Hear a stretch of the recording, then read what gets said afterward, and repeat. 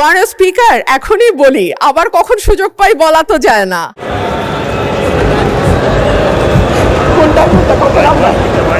মাননীয় স্পিকার, আমাদের পানি সম্পদ মন্ত্রণালয়ের যিনি মাননীয় মন্ত্রী আছেন, মাননীয় সদস্য, যখন আসবে আপনার টার্ন, যখন আসবে পানি সম্পদ মন্ত্রণালয়ের টার্ন যখন আসবে তখন বলবেন। এখন দয়া করে বসুন। মাননীয় স্পিকার, স্থানীয় সরকার মন্ত্রণালয়। ধন্যবাদ মাননীয় স্পিকার। মাননীয় স্পিকার, স্থানীয় সরকার মন্ত্রণালয়ের যিনি মন্ত্রী আছেন ওনার কাছে আমার প্রশ্ন যে আমাদের স্থানীয় সরকারে যে নির্বাচনগুলো হবার কথা ছিল, ইউনিয়ন পরিষদ, উপজেলা পরিষদ, এই নির্বাচনগুলো কবে হবে? আমরা দেখেছি ইতিমধ্যেই প্রতিটি জেলায়। মাননীয় সদস্য, এক মিনিট। জেলা পরিষদে মাননীয় সদস্য, এখন তো প্রশ্নোত্তর পর্ব চলছে না। মাননীয় স্পিকার, ওনাকে পেয়েছে, ওনাকে তো পাবো না।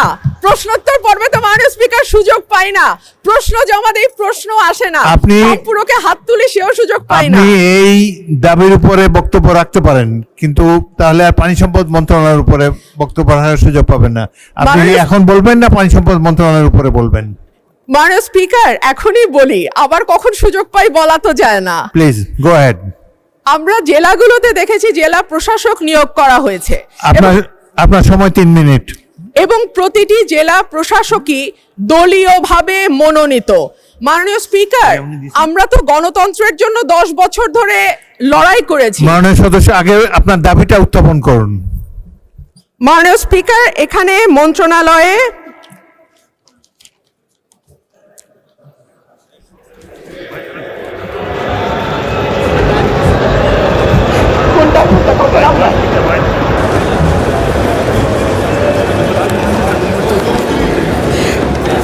দাবি নম্বর 1,809,56,10,00,000 টাকার মঞ্জুরি চেয়েছেন মাননীয় মন্ত্রী।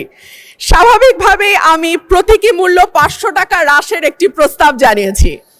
মাননীয় স্পিকার, আমার আজকে 25টা প্রস্তাব ছিল, 25টাতেই আমি নাম দিয়েছিলাম, কিন্তু আমাকে সকালবেলা জানানো হলো একটার বেশি বলা যাবে না। তারপরে বহু কষ্টে আমি চিফ হুইপ মহোদয়ের কাছ থেকে অনুরোধে 2টো মাত্র মন্ত্রণালয়ের অনুমতি পেয়েছিলাম। এর মধ্যে স্থানীয় সরকার কোত্থেকে আসলো জানি না। যাই হোক, সময় মানে বুঝতে আমার কিছুটা সময় লেগেছে, সেজন্য আমি দুঃখিত।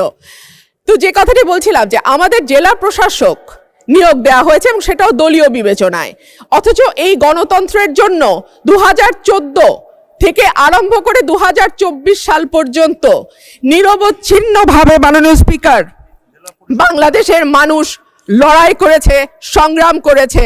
কিন্তু এরপরে যখন আমরা দেখি যে স্থানীয় সরকার নির্বাচনগুলো এখন প্রায় 4 মাসের মতন হয়ে গেছে, সরকার গঠিত হয়েছে, এরপরেও কিন্তু আমরা এই ব্যাপারে কিছু জানতে পারি নাই। এবং আমাদের সংবিধান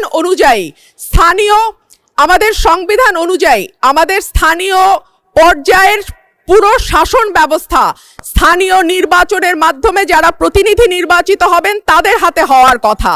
কিন্তু আমরা দেখতে পেলাম যে এই মন্ত্রণালয়ে যেই জেলা প্রশাসক নিয়োগ দেওয়া হয়েছে প্রতিটি জেলায়, তাদের অধীনে জেলাগুলো শাসিত হচ্ছে।